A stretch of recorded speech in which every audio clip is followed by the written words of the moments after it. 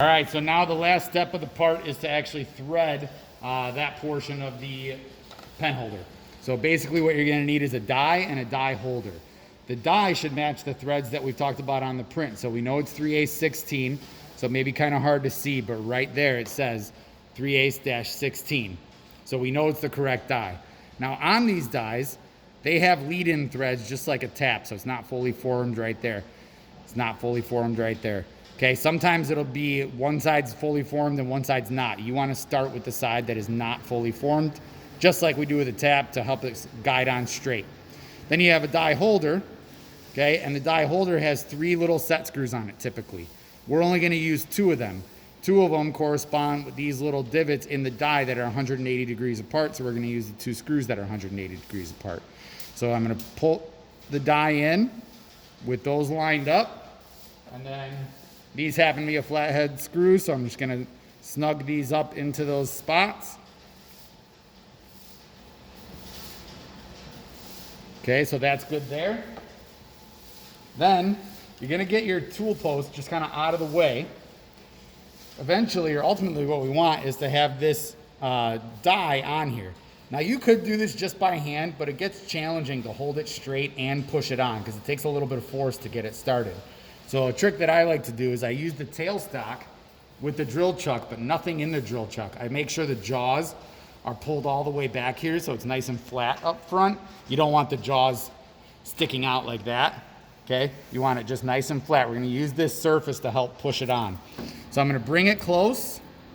I'm gonna lock my tailstock down, and then I'm gonna advance this, and basically what I want is just my die pinched. I should be able to leave it there without touching.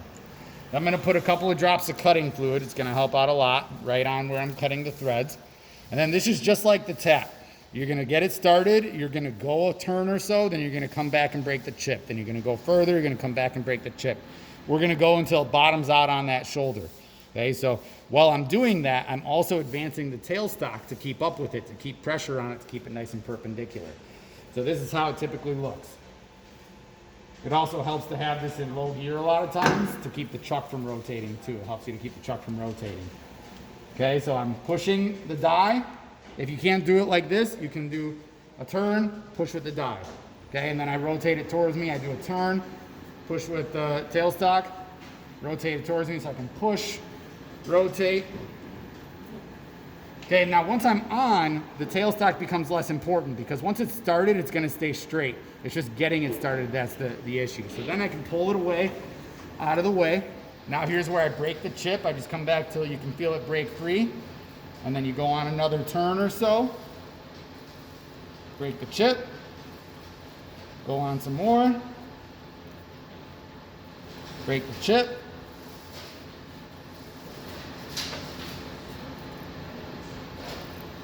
And then right now I'm starting to feel it free up, and I see that it's bottomed out on the shoulder.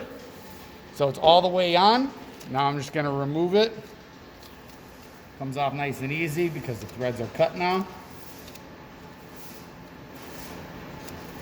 And now we went from a straight pilot to nice 3/8 16 threads. And the ultimate test will be to actually thread this into the top of your block and make sure that it fits. And that's it.